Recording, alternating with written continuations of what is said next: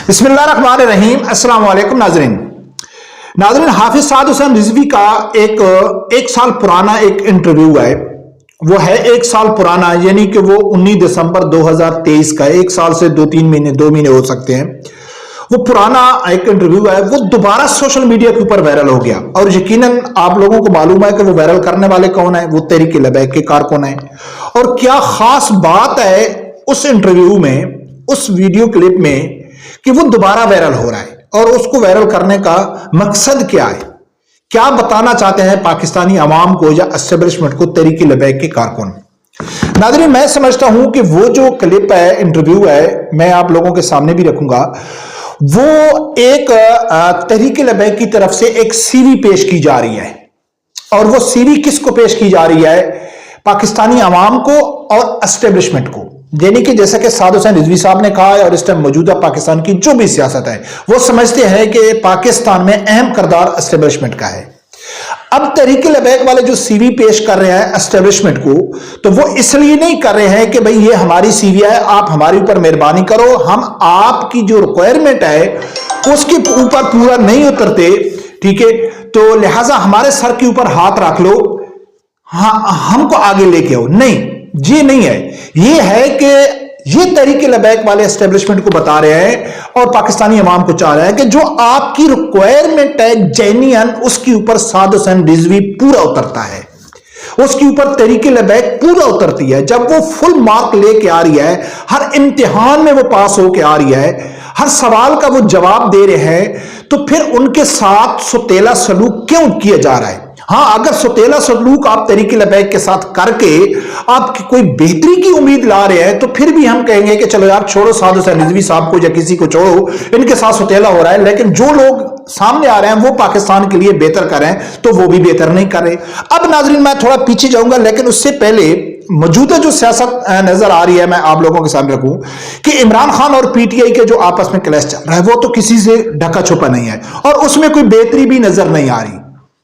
और मैं जाती तौर पर यह समझता हूं कि इस वक्त पाकिस्तान की एस्टेब्लिशमेंट को सिर्फ सोशल मीडिया से प्रेशर है, हो सकता है आने वाले दिनों में फिजिकल प्रेशर भी इनके ऊपर बढ़ जाए। क्यों? पाकिस्तान का एक बहुत बड़ा तबका एस्टेब्लिशमेंट को सपोर्ट करता है, लेकिन एस्टेब्लिशमेंट हमेशा से, शुरू से एक काबिल आदमी को इग्नोर करके, तो वो जो अपनी बची कुछ सपोर्ट है उसको भी वो जाया कर रहे हैं। नाजरीन, वो क्लिप मैं आप लोगों के सामने रखता हूं, लेकिन उससे पहले एक मजहबी सियासी जमात के ऊपर पाकिस्तानी अवाम, लिबरल तबका और जो एस्टेब्लिशमेंट कर लो, जो कोई भी स्टेक होल्डर उसका ले लो, उनका सबसे बड़ा इतराज क्या होता है एक मजहबी सियासी जमात के ऊपर? सबसे बड़ा इतराज ये होता है कि ये जो मजहबी लोग हैं, ये खवातीन को हकूक नहीं देते। जैसा कि अभी अफगानिस्तान वालों के ऊपर यार ये खवातीन को हकूक नहीं देते, यानी कि खवातीन को ये हकूक नहीं देते, इसलिए इनको आगे नहीं आना चाहिए। और खासकर तहरीक लबैक के ऊपर ये एतराज है कि अगर ये हुकूमत में आ गए तो अकलियतों के लिए जीना मुश्किल हो जाएगा। यानी कि ये दो सबसे बड़े एतराज किसके ऊपर होते हैं? एक मजहबी सियासी जमात के ऊपर होते हैं कि यार ये दो चीजों की वजह से लोग इनको पसंद नहीं करते। लेकिन ये सब एक मुनाफिकाना एक बयानिया होता है आवाम को बेवकूफ बनाने के लिए। ये जो लोग बयानिया बनाता है ना, ये खवातीन को हकूक नहीं देंगे या अकलियतों का जीना आराम होगा, ये एक झूठा बयानिया होता है। हालांकि हकीकत से इसका कोई ताल्लुक नहीं होता है। अब मैं आप लोगों के सामने रखता हूं कि 19 दिसंबर 2016 को एक इंटरव्यू है हाफिज साद हुसैन रिजवी साहब का। मुमताज भट्टी करके कोई साफी है, उसको इंटरव्यू दिया, लंबा चौड़ा है, लेकिन उसमें मैंने 2 पॉइंट निकाले हैं जो आप लोगों के सामने रखने हैं। एक सवाल किया गया हाफिज साद हुसैन रिजवी साहब के ऊपर कि भाई आप खवातीन को किस तरह बराबर का हक देंगे या हकूक देंगे इलेक्शन में, यानी सियासत में।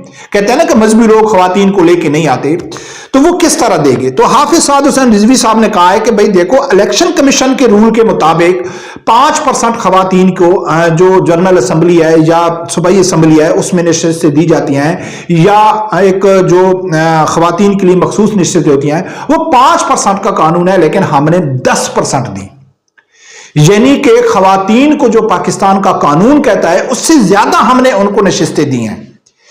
تو پھر یہ اعتراض ختم ہونا چاہیے نا. لیکن پھر بھی کیوں نہیں ہو رہا ہے وہ بھی آگے جا کے آپ کو بتاؤں گا. جو دوسرا سوال سعد حسین رضوی صاحب کے اوپر کیا گیا کہ بھائی جو اقلیتیں ہیں آپ کے آنے سے اقلیتوں کو تکلیف ہوگی, تو اس کا جواب سعد حسین رضوی صاحب نے دیا, اپنی ایک خاتون رکن کا بھی حوالہ دیا, اور بہت سارے ایسے سوشل میڈیا کے اوپر بھی وائرل ہے کہ سعد حسین رضوی صاحب نے کہا ہے کہ ہم نے ایک کرسچن خاتون کو وہ ٹکٹ دیا اور بعد میں وہ مسلمان ہو گئی. وہ ہمارے ساتھ جب آ کے ملتے ہیں بیٹھتے ہیں اور وہ بہت متاثر ہوتے ہیں آپ سے کہ یار آپ لوگ تو کیسے ہیں, لیکن آپ کو کیسے پیش کیا جا رہا ہے.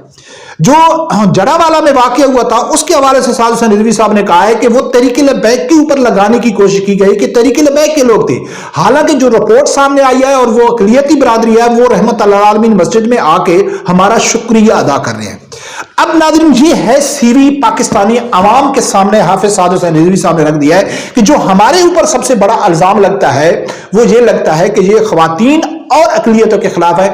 ہم تو ایسا نہیں ہے, لیکن پھر بھی یہ سب کچھ ہونے کے باوجود پھر بھی جو اسٹیبلشمنٹ ہے یا جو بڑے لوگ ہیں جو بھی ہیں جو فیصلہ کرنے والے ہیں وہ تحریک لبیک کی طرف کیوں نہیں اس کو توجہ دیتے. وہ ناظرین شروع سے ہم کہتے آ رہے ہیں کہ تحریک لبیک سے صرف خوف زدہ اسٹیبلشمنٹ نہیں ہے, تحریک لبیک سے ہر وہ شخص خوف زدہ ہے کہ جو عورتوں کی کمائی کھانے والا ہے. یعنی کہ یہ جو خواتین کا نام لیتے ہیں نا وہ خواتین کی آزادی کی بات نہیں کرتے, وہ خواتین کی فحاشی کی بات کرتے ہیں, خواتین کی بےہودگی کی بات کرتے ہیں. یعنی کہ خواتین اور مرد کو برابر, جیسا کہ وہ کہتے ہیں نا میرا جسم میری مرضی. یہ جو عیاش قسم کے لبرل لوگ ہوتے ہیں نا جو فرق محسوس نہیں کرتے خواتین کا ادب اور احترام یا حقوق کی بات, یعنی کہ فرق محسوس نہیں کرتے, وہ کہتے ہیں کہ جیسا مرد ہے ایسی عورت ہے, ہر جگہ میں وہ برابر برابر کیا ہے. تو وہ نہیں چاہتے کہ یہ مذہبی طبقہ آ جائے, کیونکہ مذہبی طبقہ تو جینین جو قانونی اور شریک خاتون کا حق ہے وہ تو اس کو دے گا, لیکن جو حقوق مرد کو چاہیے اپنی ذات کے لیے خاتون کو دینے کے لیے وہ تحریک لبیک نہیں کرے گی. تو لہٰذا ایک ادارہ یا ایک آدمی نہیں, ہر پاکستان کا لبرل شخص نہیں چاہتا ہے کہ مذہبی حکومت پاکستان میں آئے, کیونکہ ان کی فحاشی ان کی بے حیائی ختم ہو جائے گی.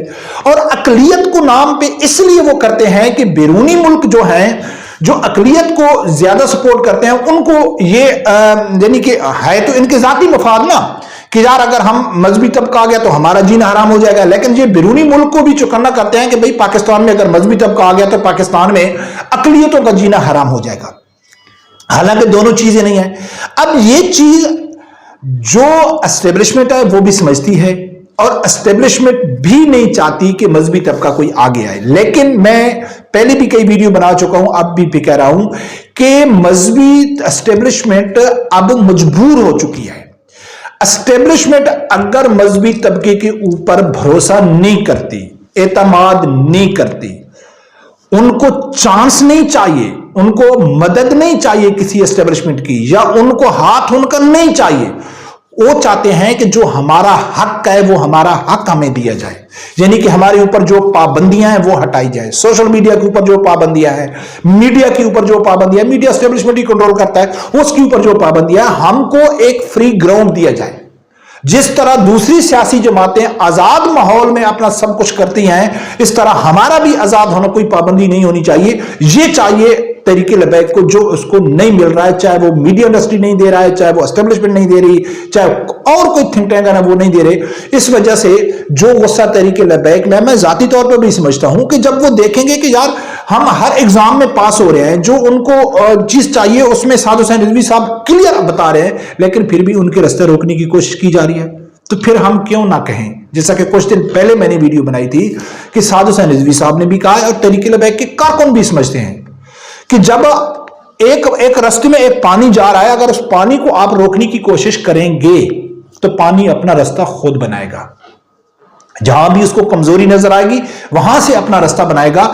پانی کو کوئی روک نہیں سکتا ہے. اب تحریک لبیک کو کوئی روک نہیں سکتا ہے کہ تحریک لبیک کو ہاں حالات کو دیکھ کے تحریکیں کمزور ہو سکتی ہیں, کچھ عرصے کے لیے خاموش ہو سکتی ہیں, حکمت عملی کے تحت وہ تھوڑا سا 2 قدم پیچھے جا سکتی ہیں, لیکن ختم نہیں ہوتی. اور انشاءاللہ تحریک لبیک تو ختم نہیں ہوگی. اور میں سمجھتا ہوں کہ اسٹیبلشمنٹ اگر وہ واقعہ سمجھتی ہے کہ ہمارا سیاست سے تعلق نہیں ہے, ہم پاکستان کی بہتری کے لیے کر رہے ہیں، یعنی کہ کرتے تو سب پاکستان کی بہتری کے لیے ہے نا. عمران کہتا ہے میں بہتری کے لیے کرتا ہوں، نواز شریف کہتا ہے میں بہتری کے لیے کرتا ہوں، بلاول بھی کہتا ہے، سب لوگ کہتے ہیں، اسٹیبلشمنٹ بھی کہتی ہے کہ بھی ہم پاکستان کے زیادہ وفادار. اسی طرح تحریک لبیک بھی کہتی ہے. لیکن یقین مانے ناظرین کہ جس طرح جو کردار تحریک لبیک کا ہے، جو سعد حسین رضوی صاحب کا ہے، یا جتنے کلین صاف شفاف لوگ تحریک لبیک میں قابل ہیں، وہ کسی سیاسی جماعت نہیں ہے، سب وہ لوٹے ہیں. لیکن دیکھتے ہیں کہ آگے کیا ہوتا ہے. میں اس کے اوپر یعنی کہ مجھے یقین ہے تجزیے کی بنیاد کے اوپر، کوئی میں پیشن گوئی اللہ معاف کرے میں کوئی وہ نہیں ہوں، پیشن گوئی کے حساب سے میرا ایک تجزیہ ہے کہ اسٹیبلشمنٹ مجبور ہو کے مذہبی طبقے کے اوپر اس کو بھروسہ کرنا پڑے گا، اور وہ بہت جلد کرے گی. پر کب دیکھتے ہیں ناظرین کیا ہوتا ہے. رب پروردگار سے یہی دعا ہے اللہ تعالیٰ میرے سمیت ہر آدمی کو حق ساتھ سننے کی اور اس کے ساتھ کھڑے ہونے کی توفیق عطا فرمائے. اللہ حافظ.